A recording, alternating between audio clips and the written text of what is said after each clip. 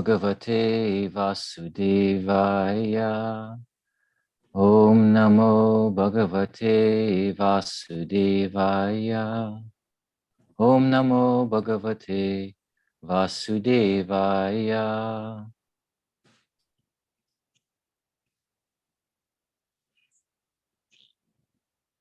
Okay, we are reading from Srimad Bhagavatam, Canto 10, Chapter 13, which is entitled Brahma Stealing the Boys and Calves. We're reading text 58 and 59. Ghanshyam Prabhu, is that still Srila Prabhupada through the end of this chapter? Yes, actually the last purport of this chapter is Prabhupada's last purport. Okay. And then so starting with next chapter, it's the disciples of Prabhupada. Sure. Thank you.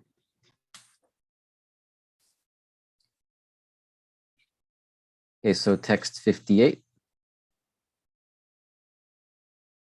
Tato vakpratilabdasksha kapareta varutita krichrad udmilya vaidristir achaste dam sahatmana. Translation. Lord Brahma's external consciousness then revived, and he stood up, just like a dead man coming back to life. Opening his eyes with great difficulty, he saw the universe along with himself. Purport. We actually do not die. At death, we are merely kept inert for some time, just as during sleep. At night we sleep and all our activities stop, but as soon as we arise, our memory immediately returns and we think, oh, where am I? What do I have to do? This is called suptotitta nyaya. Suppose we die. Die means that we become inert for some time and then again begin our activities. This takes place life after life according to our karma or activities and svabhava or nature by association. Now in the human life, if we prepare ourselves by beginning the activity of our spiritual life, we return to our real life and attain perfection. Otherwise, according to karma, svabhava, prakriti, and so on, our varieties of life and activity continue, and so also do our birth and death.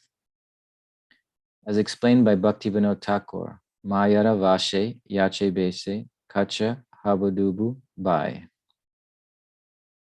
My dear brothers, why are you being washed away by the waves of Maya? One should come to the spiritual platform and then one's activities will be permanent. Kritta Punya Punja. This stage is attained after one accumulates the results of pious activities for many, many lives. Janma Koti Sutre Lat Na Labhyate. Chaitanya Charitamrita Madhya Lila, 8th chapter, text 70. The Krishna consciousness movement wants to stop Koti Janma, repeated birth and death. In one birth, one should rectify everything and come to permanent life. This is Krishna consciousness.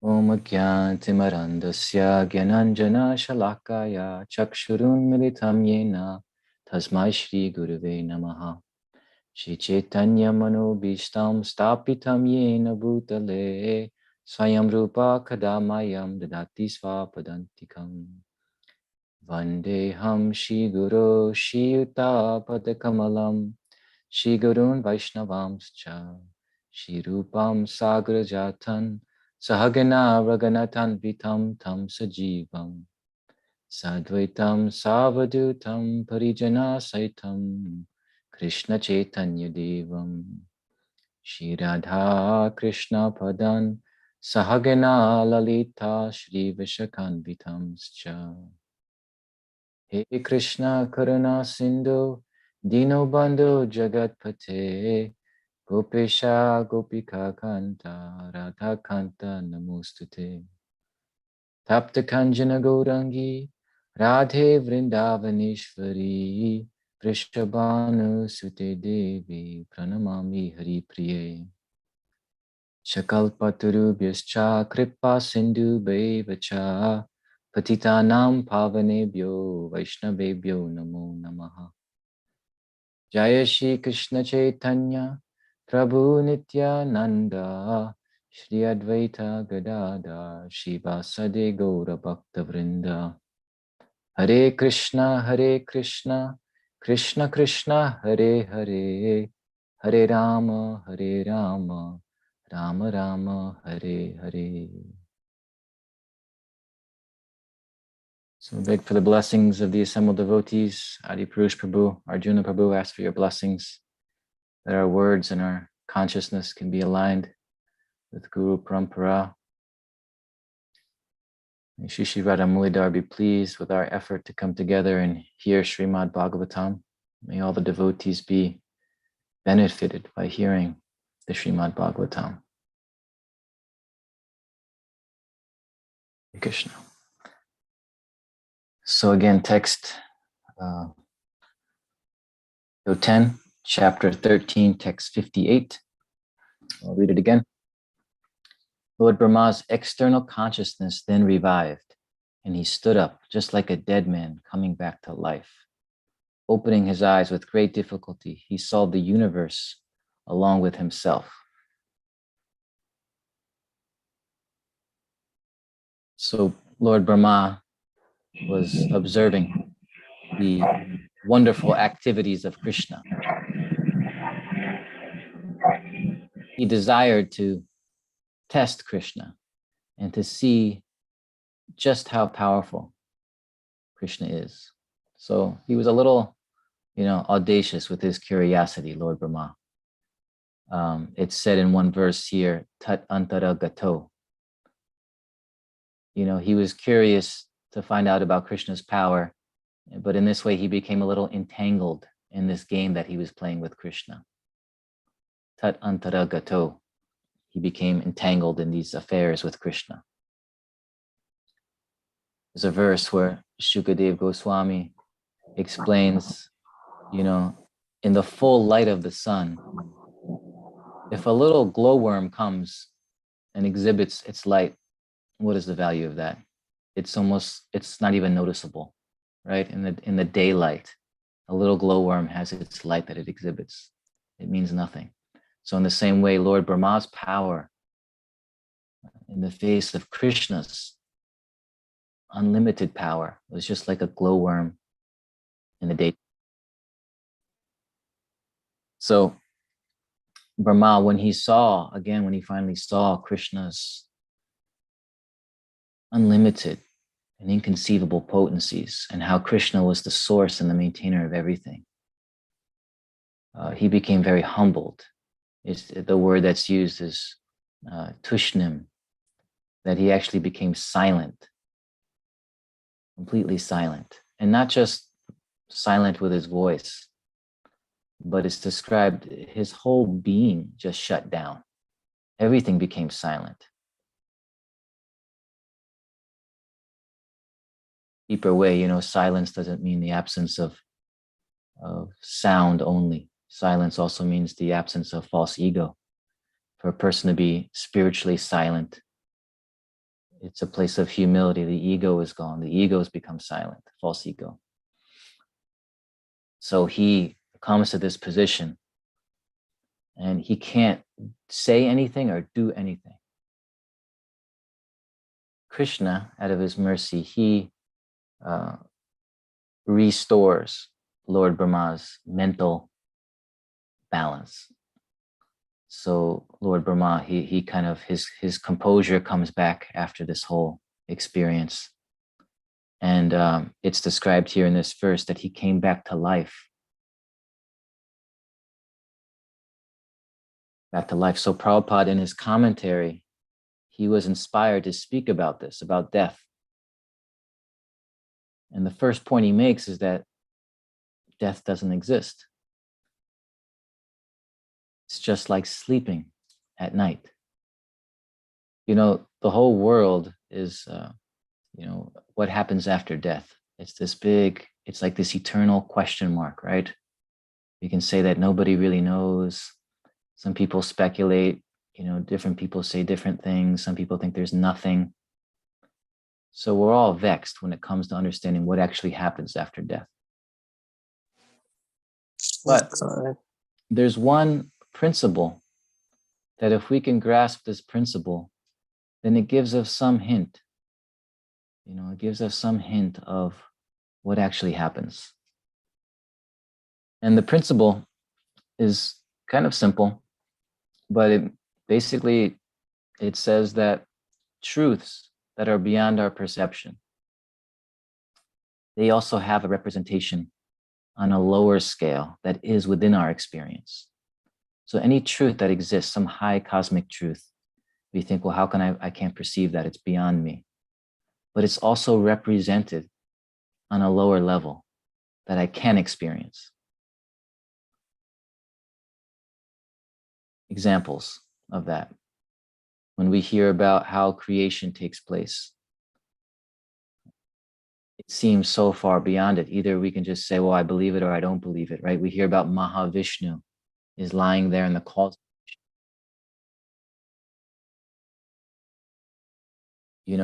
He's the masculine principle, the Purush, the Mahapurusha. And there's Prakriti also there, which is the feminine principle.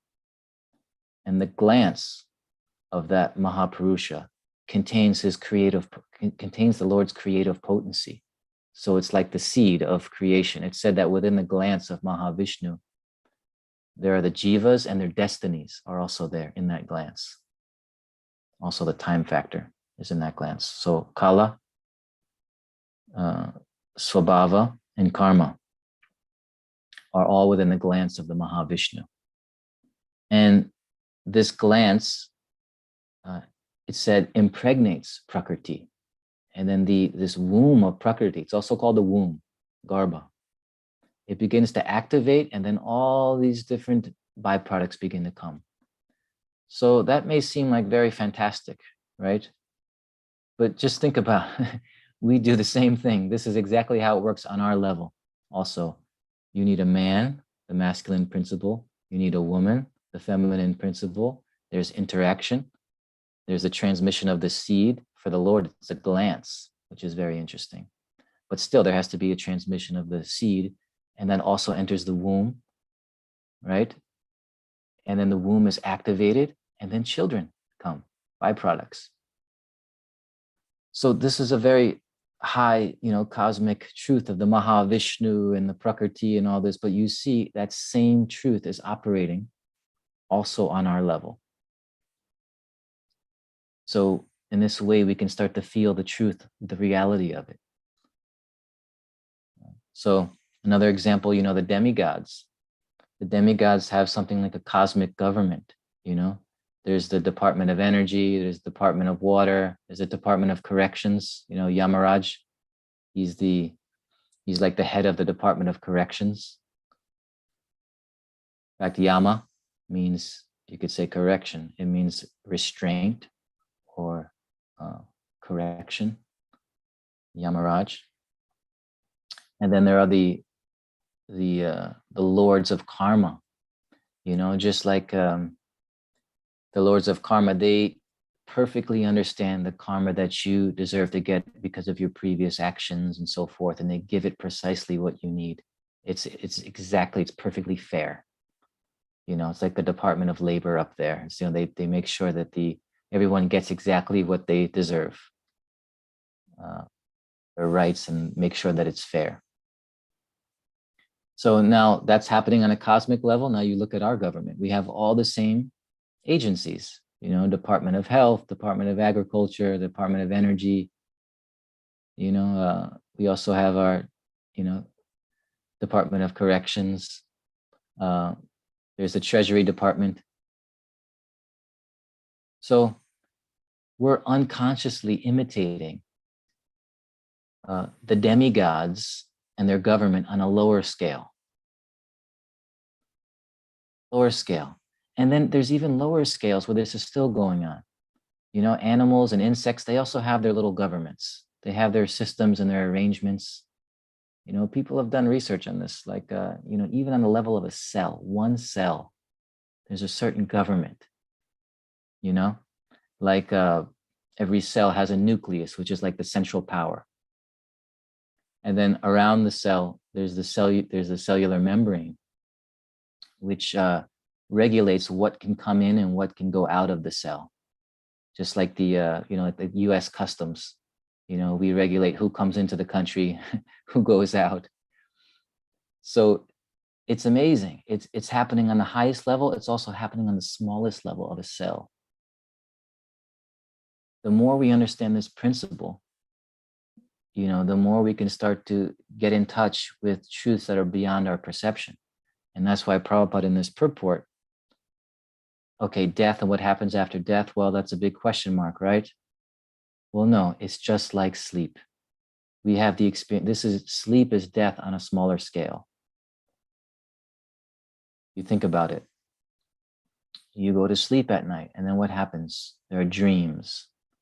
There are dreams, sometimes good dreams, sometimes bad dreams, nightmares, but they can be also very pleasant. What determines if it's pleasant or unpleasant?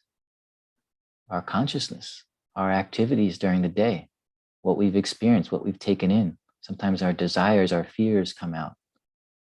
So in the same way, when you die at death, you're going to have, you could say, dreamlike experiences. The heavens and the hells, they're real. But there's a kind of dreaminess to it. You know, and we see in the Vedic scriptures, sometimes the heavens are, devotees say, this is phantasmagoria. It's temporary. There's some temporary good experiences, but you shouldn't give too much weight to that. It's not so important. We should see what is our real life. What is the permanent life, as Prabhupada mentions in this purport. So when, you know, so you dream for, you know, 7 hours, 8 hours, however long you're sleeping, there are some dreams. And then again, you wake up. You wake up and you wake up again to the activities that you have. You know, you were just lying in the bed all that time. Now you've regained your consciousness. You have certain things to do. And it takes a little time to wake up, right? Just like when you're born as a child, as an infant, as a baby, you know, it's kind of like you're in a haze until you get a little older. And then your consciousness finally begins to come together. Everything becomes stabilized.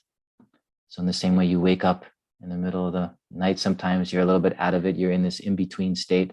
But with a little time, you start to remember, oh, this is who I am. This is what I do. So death is exactly like this, but on a higher scale. You're going to have experiences after we die. Different experiences according to our karma, according to our, what's mentioned here, svabhava, karma, our nature, our activities. And then we have these experiences after death for some time, and then again, another life. We wake up to another life, and we're going to continue on because our natures are still, our material natures are still intact. They're still charged up with energy. So you have to take birth again and again. You know, look at this purport. I'll read this purport again. It's very informative, very powerful purport. So Prabhupada says, we actually do not die. At death, we are merely kept inert for some time, just as during sleep. At night, we sleep and all our activities stop, but as soon as we arise, our memory immediately returns and we think, oh, where am I? What do I have to do? This is called suptotitta nyaya. Die means that we become inert for some time and then begin our activities. Now, what is the cause of this? What is the cause of this, you know, dying and being born again, then dying again and being born again, repeated birth and death? That's also mentioned in this next line. This takes place life after life according to our karma and svabhava, by association.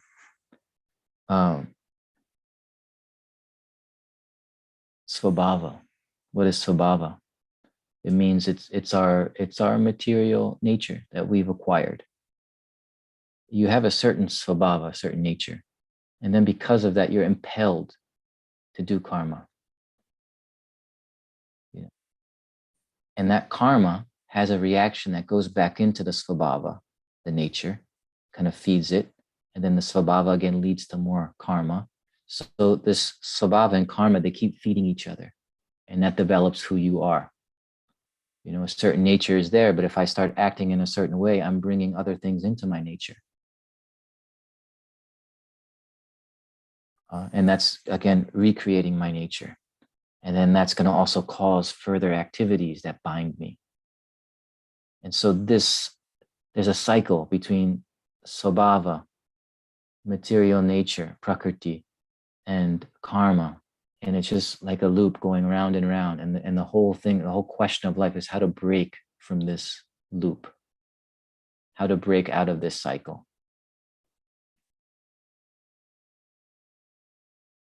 Breaking out of the cycle is what we associate with. Because our svabhava, our nature right now, our material nature, is developed how? By our association. The association, the environment, whatever we choose to be around, gets inside of us and creates who we are. There's a verse from Bhagavad Gita that explains all of this perfectly. In the 13th chapter, text 22. Purusho prakatisto hi. It says that when the pure spirit, the pure spiritual being is now situated in the material nature, in the material energy. Just that one line, just that this is real knowledge. That one line outweighs, everything we've learned in school and our upbringing. We just fill ourselves with information, learn so many things. But this one line from the Bhagavad Gita, Purusho prakrtisto hi, it's telling us we're pure spiritual beings, but now we're entrapped in the material nature. Just to know that is so amazing. Just to know that and to remember that. Throughout our day,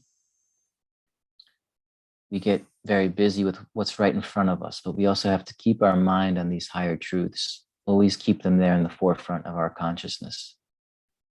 If we can keep it there, then we'll act differently, moment by moment, day by day. If we forget it, then we just go back to our habits of thinking and acting, our particular habits. It's like example is given, like when you walk on a tightrope. Walk on a tightrope, if you notice people who do this, they have to very much feel each foot take one step after the other, but they don't look down at their feet. If you look down at your feet, you'll fall. You actually have to look at your goal. You have to look straight ahead. You have to look at the destination far ahead. And with that concentration on what is the goal, but still your feet are important step by step. So spiritual life should be like this, that we have our consciousness fixed on these higher truths all throughout the day while we're taking step by step and doing our daily activities. That's also important. But if we're looking down only at that, if we're only absorbed in our daily actions and what's happening in the world and the different events, then we'll fall again and again, spiritually speaking. We'll fall from the spiritual platform. But there's a way you can walk step by step in daily life, doing what's necessary, doing what's needed, but your consciousness is still fixed on these higher truths. Purusho prakrtisto hi, I'm a spiritual being that's in the material energy. Keep my mind on that I'm so much more than this. I'm so much more than this body and this mind. I'm part and parcel of God, keeping that in our consciousness. We forget it. Maya is so powerful. This is why hearing is important. We're hearing it now and all of us can think, this is truth. This is the truth. But Maya just sweeps our mind away as soon as we get into other things. Your eyes see something and suddenly you're lost. you know, or we have certain anxieties or concerns that we have to take care of. They come up. So we have to take care of those, like the step by step, do what's in front of you, but still keeping your consciousness a reality. So again, back to this verse, Bhagavad Gita 13:22, Purusho Prakriti Stohi. Then it says, Bhunkte Prakrtir Jan Gunan. As soon as the spirit soul falls into the material nature, then immediately there's a lack. Because we're disconnected from who we truly are. We're disconnected from God. And so bhunkte, it says. Bhunkte means then, therefore, I have this need and I have to fulfill it. I have to satisfy. Let me fulfill. Let me enjoy things that are around me because there's a lack and I need to fill it up. I need to satisfy myself.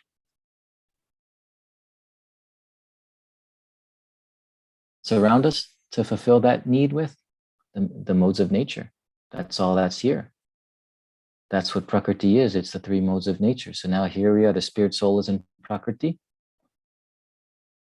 Feel this lack. And now, so I'll fill it with all the things around me. People, places, things. This way, because I'm now associating with the modes of nature, they get inside of me and create my svabhava, my nature. It's not our souls that are attracted to all these things that we're attracted to. You know, somebody likes this kind of music or that kind of music. Somebody likes this kind of food or that kind of food. It's not our free will from the soul deciding I like this kind of food. Because we're in the material nature and we're associating, you know, according to your environment and people, and then a certain attraction develops and gets inside of you.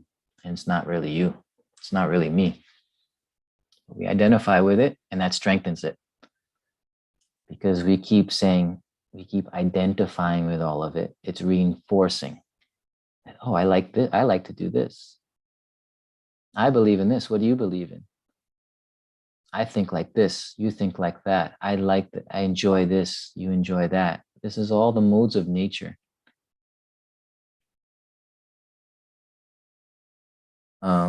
You know, Rupa Goswami, he gives a nice example to understand this point. He says the living entity is like spatika. Spatika is a crystal. Okay, think about this. If you put a crystal in a blue room, what color does the crystal become? Blue. If you put a crystal in a yellow room, it becomes yellow. If you put a crystal in a green room, it becomes green. So the jiva is like that in this material world. If you put us in a certain environment, all the influences that are there, the modes of nature, it gets into it, it gets into us, that becomes our svabhava, we identify with it, and that produces karma. Because we'll be impelled to act a certain way. When you have a certain nature, you're impelled to act a certain way. And in this way, we're entrapped. Entrapped. And what's the result of that entrapment in the same verse? The last part of this verse. Sat asat yoni janmasu. And because of this connection to Prakriti and the modes of nature, we have to take birth again and again. It says in this verse, in good and evil wombs. So what do we do about this situation? We have to realize this is the reality, that we're like in a prison, self-created prison. Prabhupada would give that example often, that we are in the prison and the spiritual master can come into this prison and inform everyone there, all of the inmates, what are you doing? You're stuck in this prison. You don't actually have to be here. You can escape. You can come out. I can help you come out. Prison escape. You know, we love those movies of a prison escape. The prisoners, the inmates, they tell this person. This is Prabhupada. He explains this in one conversation with somebody. He says, the spiritual master is saying, come, I can get you out of this prison. But the inmates are saying, leave us alone. Don't you see how many bricks we have to break? We have so much work to do in here. What are you telling me to get out? I have so much work in front of me. I have all these bricks. I have to break them. You know, the prison, they give you some services to do. Somebody's in a library. Somebody's outside, you know, cleaning. And someone's coming in. They say, hey, get out of here. This is a prison. And we say, no, I got my work. I got so much, so much work I have to do. Leave me alone. But again and again, a devotee comes in. No, this is the truth. You've forgotten who you are. So the way out of this cycle is to receive these teachings, receive these instructions, receive this association. If it's by association, association forms our svabhava, and our svabhava leads to certain actions. So if you have the association of devotees, that will change your svabhava. That will actually restore your true svabhava. Your true nature will awaken. And then naturally, spontaneously, actions of devotion follow that, because that is what the spiritual nature is. It's a devotee of God. It serves spontaneously. It serves lovingly. And so by associating with devotees, that gets inside of us and we are able to remember. And then we wake up on the higher level. You know, like we have dreams, you wake up in the morning. After death, you wake up to another life, but there's another kind of waking up when you finally wake up to your true spiritual identity. That is the ultimate waking up. That's the final waking up. It's a nice, I'll end with this. There's a little comment, Prabhupada. This is from a lecture on Bhagavatam, Canto 7, Chapter 9, Text 9. Just want to read this because, again, it's about this waking up on the highest level. So Prabhupada says, in the Chaitanya Charitamrita, it is said that Krishna consciousness is eternally existing in every human being, every living entity, not only human being. You have seen the one picture that a calf, how he is loving Krishna by licking his body. You have seen it. So even in the calf, even in the animal, even in the bird, when Krishna was present in Vrindavan, how the cranes, how the cuckoos, how the peacocks, how the flowers, how the creepers were all loving him, how they were loving Krishna. So it is not a thing that we have to teach, simply by good association, by reference, it comes out. It is called Suptotita Nyaya. Now Prabhupada is quoting this Suptotita Nyaya. This is also in the purport today. Just like a man sleeping at night, he forgets everything. Where he is lying on, what he is doing, which family he belongs to, which country he belongs to, what is his occupation, everything he forgets. Sleeping means forgetfulness. But as soon as he is awakened, he remembers everything. Oh, I have to go to the office. I have to do this thing. I have to meet such and such person. Everything remembered. Similarly, Krishna consciousness is sleeping in everyone's heart. Hankering. He is hankering after how to love Krishna, but he is being checked. Maya is checking him. So Prabhupada ends this beautifully, this point here that we're hankering after how to love Krishna, but we're being checked by Maya. And Maya means what? The three modes of nature. That's the association we're taking. So now we have to change our association. We have to hear from Guru, from Sadhu, the Shastras. We have to see the deities. We have to do everything we know to do, but we have to take shelter of it. The quality has to increase. And in this way, that association gets inside of us and finally changes our nature. And then we wake up. We wake up spiritually to our true identity as eternal servants of Krishna. Okay, so thank you all so much for your being here today and listening. If there are any thoughts, reflections, corrections. What a wonderful class, Ghanshyam Prabhu. Gail has a question, followed by Jamuna Jaya. Oh, my two favorite friends. Yeah. Hare Krishna, favorite Hare friend. Krishna. Yep, my question is about the fact that, we imbibe our desires according to our association. You gave the example of a crystal. If it's in a blue room, the crystal will look blue. So my question is, why is it that a particular person of a particular nature, they will be in a messy room, right? Let's say that their nature is to be very clean and orderly. So when they find themselves in that messy room, they become so uncomfortable, right? Yeah. It's not that because they are in the association of this messy room that they suddenly become, disorganized and messy themselves. Is it that in order for the crystal to take on that blue color, there requires an extended or prolonged period of time before the crystal is affected, the crystal being Yeah. us, of course?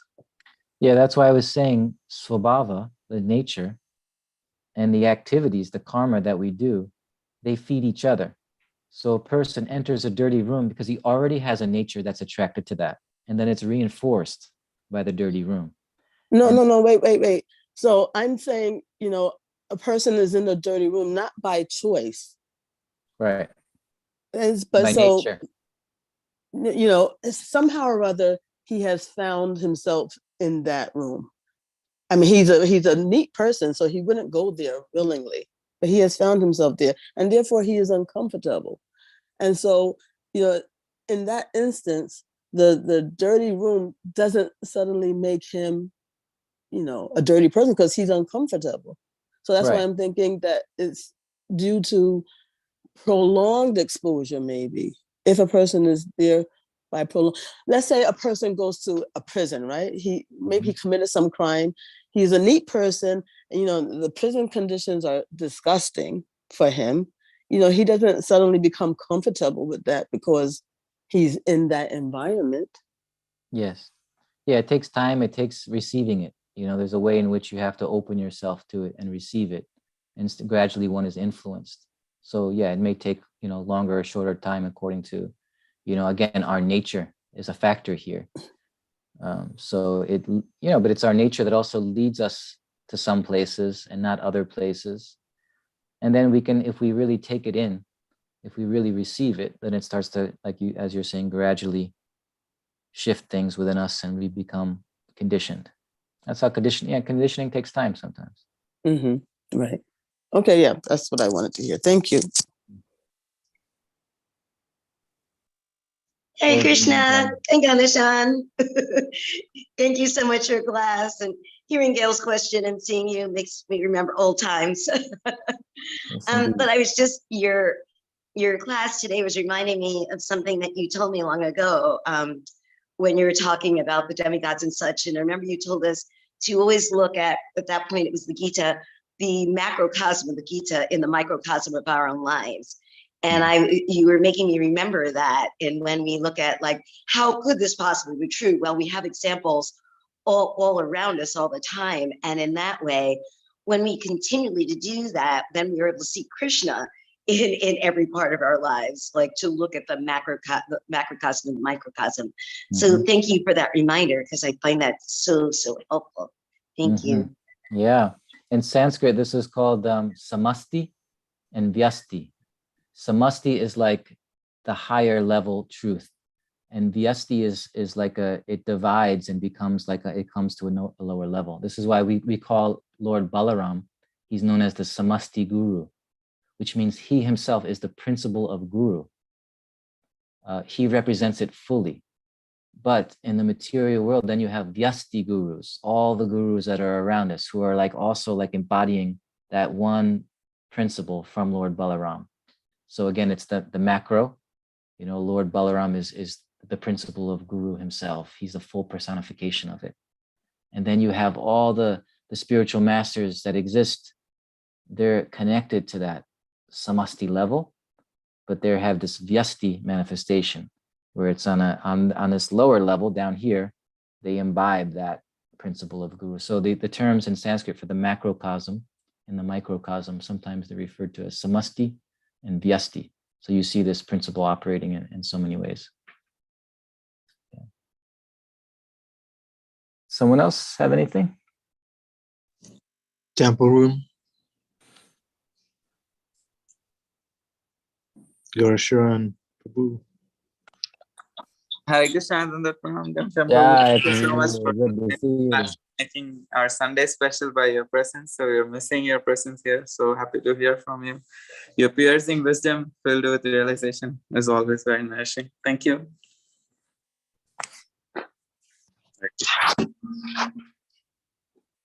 Krish Prabhu, you look ecstatic as usual. Hare Krishna. All right, how are you? Great. Gail's question is very interesting about going into a situation and whether or not you can resist it or even improve it rather than just be swept away by it. Just like the fire goes into the fire, but he puts the fire out.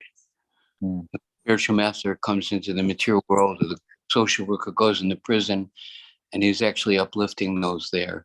He's not actually entrapped and covered over. And Prabhupada says we don't put ourselves in the closet and close the door. We go out to the people who are sick. The doctor goes where the epidemic is. And we don't take on that quality. We don't take on their association. We give them our association. Yeah. Catch a big fish, but don't get wet. You know, you don't want to be pulled down by a less than spiritual environment. We were asking Prabhupada one time, just like you're speaking a lot about Lord Brahma and how he was covered over, not seeing properly, and then Krishna, how wonderful Krishna is that he helped Lord Brahma to become humble rather than arrogant and look for prominence. And then we were asking Prabhupada, well, what about all the boys and calves? They were also put in a relative state of forgetfulness in one sense. You know, they were for a whole year. They were sleeping in the cave. You know, that's a form of being unconscious. And Prabhupada said, but Krishna was holding them in his arms. It's so nice to know that, you know, if there's a circumstance that seems to be covering us over, that Krishna doesn't abandon us. Krishna is so wonderful. He doesn't leave us alone. He cares for us. He protects us, and he helps us to come back to him. We keep remembering one more point. Although Bhima wants to say something. Go on, Bhima. Do you want to talk, Bhima Prabhu. Big Pappy? Haribol, Ghanshyam. How are Hare you Krishna. doing? Doing Hare good. Krishna. How are you, Prabhu? Just fine, especially after listening to your class. Wonderful. Here, let me just show everyone a picture here while I speak. Can you all, am I breaking up or am I okay? Because I'm in the deep woods. I can see. Okay, so this is a tree, birch, a golden birch, that has tried to make its life, it's tipped over, it tried to root down on a stone. Okay, so it grew to a young age, and then eventually the wind toppled it.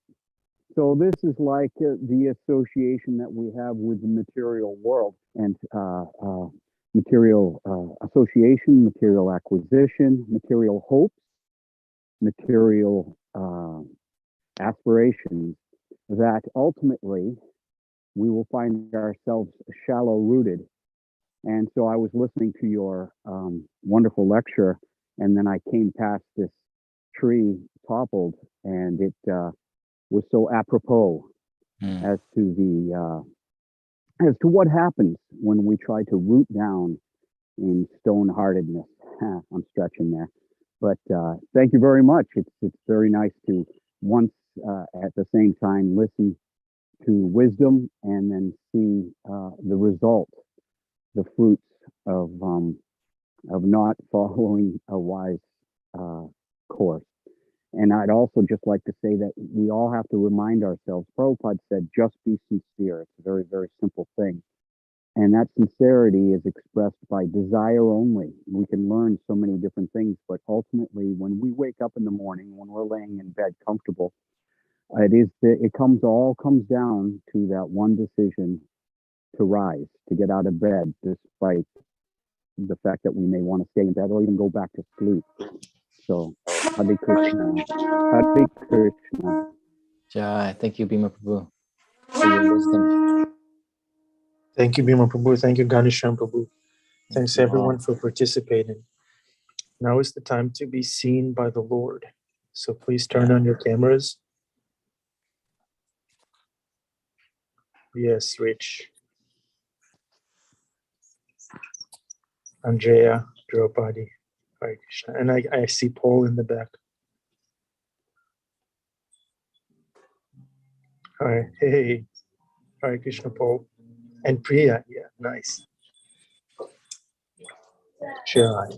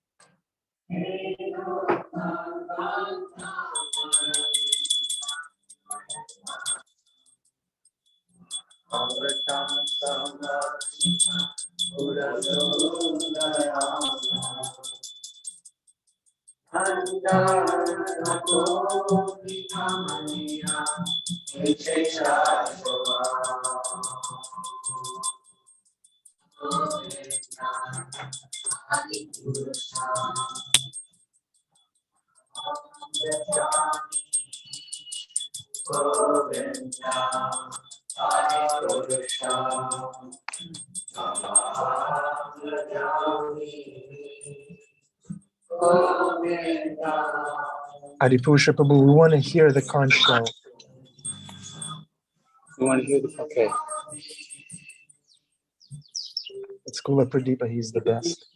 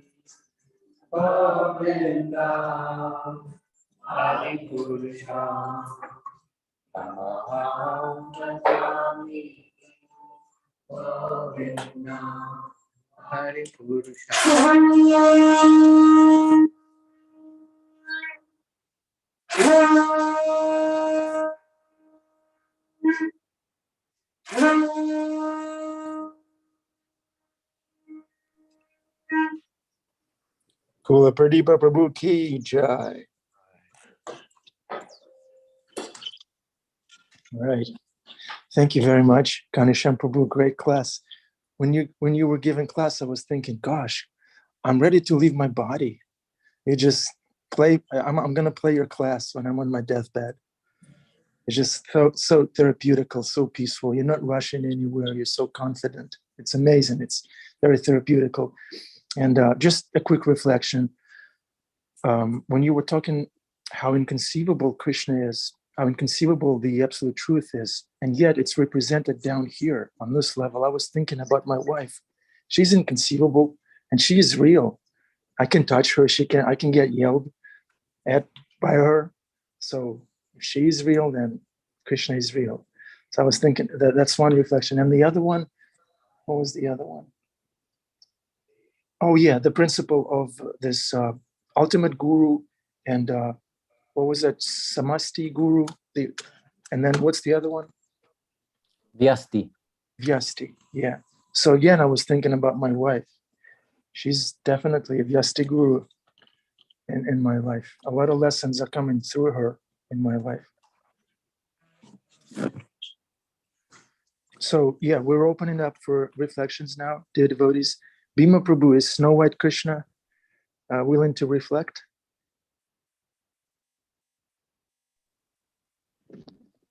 Ram, this Krishna, is Ram. This is Sita's little Ram. Right. Krishna's drinking from the pond. All in, Krishna. And this is Sita's little Ram, not so little. It's funny how you mentioned Ghanshyam therapeutic being there when you leave, because Ghanshyam, that's exactly his forte, is to usher people into the higher life. So high life, Ghanshyam Prabhu. All glories. Hare Krishna. Prabhupada was giving these last few, these are the last few purports.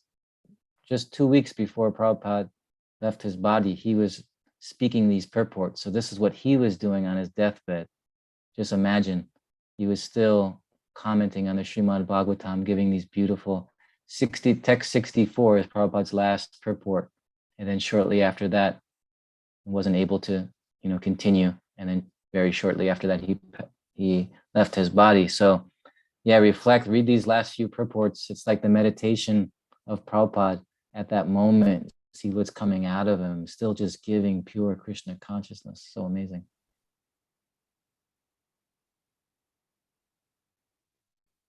Hare Krishna Prabhuji. Ghanshyam Das, thank you so much for a wonderful class. One of the notes that was taken by our Ganesh, it's hard to pronounce, Ananda Maharaji. Okay. The living entity, Jiva, is like a crystal. It takes the color of whatever it associates with. We are living in a self-created prison. And the way out is to receive teachings, instructions, association of devotees, which awakens the true nature. Wow. So powerful. I remember when I was trying to be a minister before Krishna consciousness. Actually, I was a minister. One of the reflections that stood out to me was 1 Corinthians chapter 15, verse 33, which says, "Don't be fooled by those who say such things, for bad company corrupts good character." And I feel like I'm having to relearn that again, because here I am in Krishna consciousness, and it's so easy to get caught up with Maya and how she just, these tests, they don't stop. They just don't stop. So I thank you. Thank you for this class. Hare Krishna Prabhuji. Yeah, tests don't stop. It's my takeaway. Thank you, William Prabhu. Krishna is raising the bar all the time. We think we may have passed something. Just wait. Like Bhima Prabhu told me once, just wait. Things are good, just wait. Okay, who's next? Reach Bhakti, you want to go next? Sure. My reflections will be probably like that glowworm trying to show his opulence to the sun after a class and all those brilliant reflections. But I'll say my little piece as a service. I'm thinking to Raj Vihari sitting in his 2005 Prius a couple of days ago, situated as on a machine, as it were. And he was speaking about how Brahma lives a lifetime of some 300 trillion human years, and that his intelligence is equal to the duration of his life. And yet how easily he was bewildered, but ultimately mercifully restored. And in today's class, we speak about death as just sort of a not existing or being some sort of temporary inert state. And You'll find I often quote Krishna's dialogue with Uddhava in the 11th canto because I just read it constantly. But there's a point in that conversation where Krishna says, I am the fourth state of consciousness beyond wakefulness, dreaming, and deep sleep. And I think there's echoes of that in what Ghanshyam read today of Prabhupada saying that Krishna consciousness doesn't need to be taught per se. It's dormant within every living entity, moving or non-moving. It just needs to be awakened. And I think again, how, no amount of time, no amount of material intelligence is really enough. It's not really the right means to awaken. This is a matter of opening our eyes. This is a matter of finding that fourth state of consciousness. And this is a matter of restoring our memory of what we already know, of just seeing our natural state of eternal bliss and knowledge. And that's somehow I fall into that trap every day of just trying to intellectually grasp all of these concepts. They're so beautiful, they're so poetic, they're so philosophical, and I become seduced by that. But ultimately, it's just as simple and as difficult as just surrender. Hare Krishna. Thank you, Rich. Great, very poetic. Okay, Adipusha Prabhu, you wanted to contribute? We see you still here. Unmute yourself. Unmute. Basically, something we've been repeating for the last few days, that Krishna was appearing as these boys and calves, and then the parents and the mother cows were so drawn and powerfully, in an extraordinary way, attracted to these particular calves and these particular boys. And I just keep thinking about what was so attractive about them.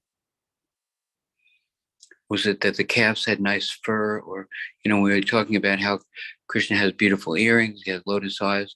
But what occurs to me, what Krishna seems to be telling me, is they were attracted to these calves who were really Krishna because the calves were looking at them with tremendous love.